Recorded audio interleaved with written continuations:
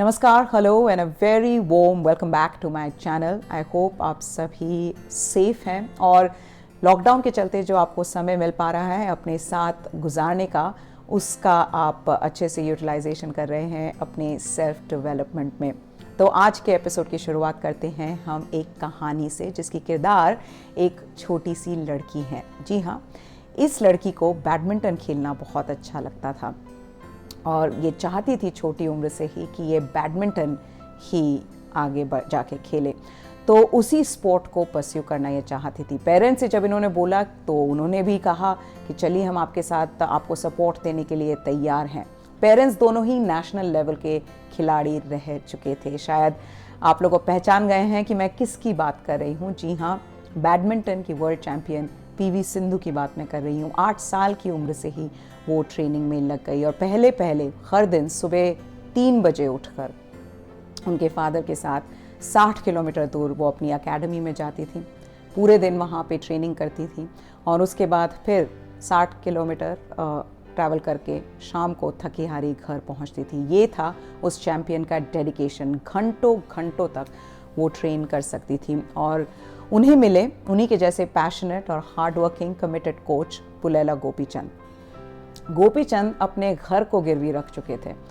Badminton academy वो बनाना चाहते थे और ये बात आप सोचिए कि जहाँ आपके बूढ़े माता पिता रहते हों, आपके वाइफ बच्चे रहते हों, उस घर को आप गिरवी रख दें एक बैडमिंटन एकेडमी बनाने के लिए, एक अपने ऐसे सपने को पूरा करने के लिए कि भारत में एक वर्ल्ड चैम्पियन को वो प्रोड्यूस कर सके। तो जहाँ एक तरफ एक लड़की थी जो मेहनत से बिल्कुल नहीं डरती थी, दूसरी तरफ उनके साथ एक ऐसे कोच थे जिन पे जुनून सवार था वर्ल्ड चैम्पियन बनाने का।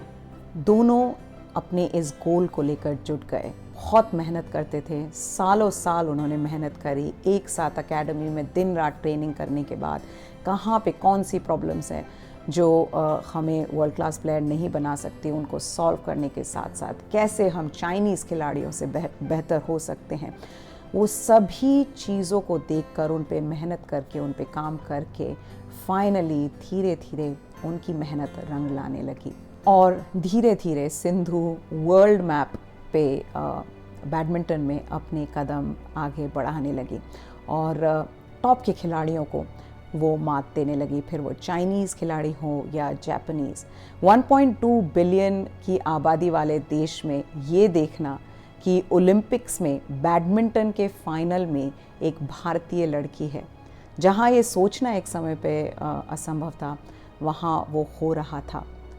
तो ये थी जो एक कहते हैं मेहनत सिंधु की और गोपी की। तो हालांकि वो फाइनल हार गई पर वो निराश नहीं हुई, अपने गेम पर वो वर्क करती गई और फाइनली वर्ल्ड चैम्पियनशिप में 2019 में भारत का झंडा उन्होंने गाड़ दिया, beating her rival Nozomi Okuhara. Yes, the world champion of badminton, एक भारतीय महिला। कौन ये सोच सकता था, वो सिंधु ने और गोपी ने साथ मिलकर कर दिखाया। तो ये बात मैं आपको क्यों बता रही हूँ, मैं आपको ये इसलिए बता रही हूँ और ये कहानी मैं आपको इसलिए बता रही हूँ कि अगर आप कोशिश करेंगे तो कुछ भी हो सकता है। पीवी सिंधु से बात करने की मुझे कई बार अपॉर्चुनिटीज़ मिली हैं।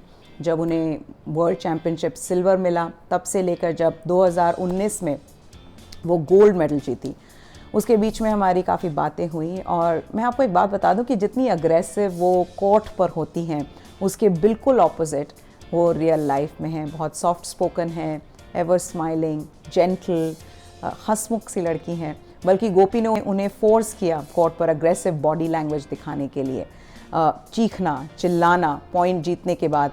ये माइंड गेम्स हैं जो गोपी उनसे कहते थे करने के लिए, ताकि जो उनकी ओपोनेंट्स हैं उनको वो थोड़ा सा अनसेटल कर सके, उनकी ओपोनेंट्स को उनसे थोड़ा सा डर लगे।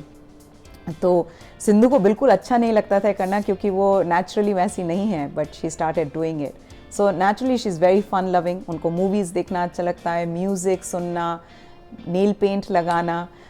तो she is a very outgoing fun loving girl. पर जब बैडमिंटन खेलने की बात आती है और मेहनत की बात आती है, तो सिंधु कभी पीछे नहीं हटती।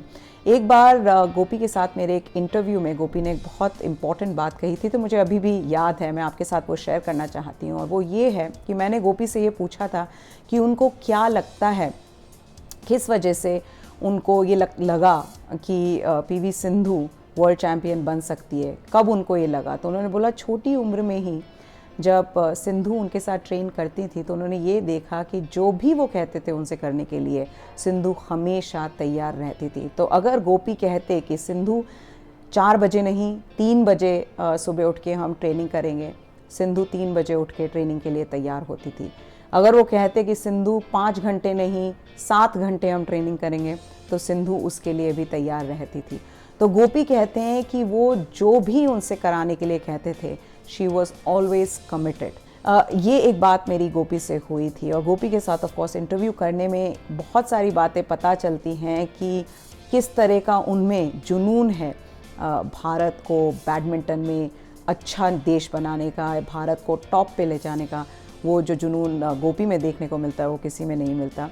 तो दोनों से बात करने पे मुझे ये बात का मुझे यकीन हो गया कि अगर आप कुछ ठान लें तो परिस्थितियाँ कैसी भी हों, whatever might be your circumstances, you can beat them। तो मैं आप लोगों को ये क्यों बता रही हूँ? मैं आप लोगों को ये इसलिए बता रही हूँ कि गोपी और सिंधु एक ऐसे जोड़ी है जिसका एग्जाम्पल लेके ये हम विश्वास रख सकते हैं कि अगर आप में कुछ करने की इच्छा हो, कुछ चाह आप में करने की हो, और अगर आप में वो जज्बा हो करने का, वो जुनून हो, वो पागलपन हो, तो आप उसे कर सकते हैं, परिस्थितियाँ फिर कैसी भी हो। गोपी के पास एकेडमी खोलने के लिए पैसे नहीं थे, फिर भी उन्होंने जैसे तैसे करके एकेडमी खोली और आज वहाँ से डे बाय डे बहुत ही बढ़िया बैडमिंटन प्लेयर्स निकल रहे हैं।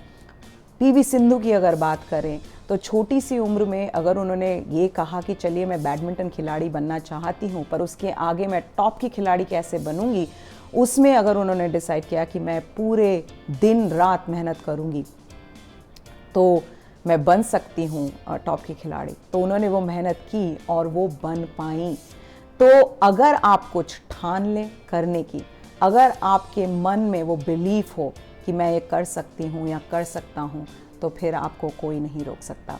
इसलिए मैंने आपको ये कहानी आज की बताई कि अगर अपने मन में आप ये बात कह दें कि I can do it, then you will be able to do it. तो एक सेल्फ मोटिवेशन के लिए मैंने आपको ये कहानी सुनाई थी आज की। आई होप आप लोगों को ये एपिसोड अच्छा लगा। डू लेट मी नो आप की क्या राय है इस एपिसोड पर। For now goodbye, be kind, Jai Hind.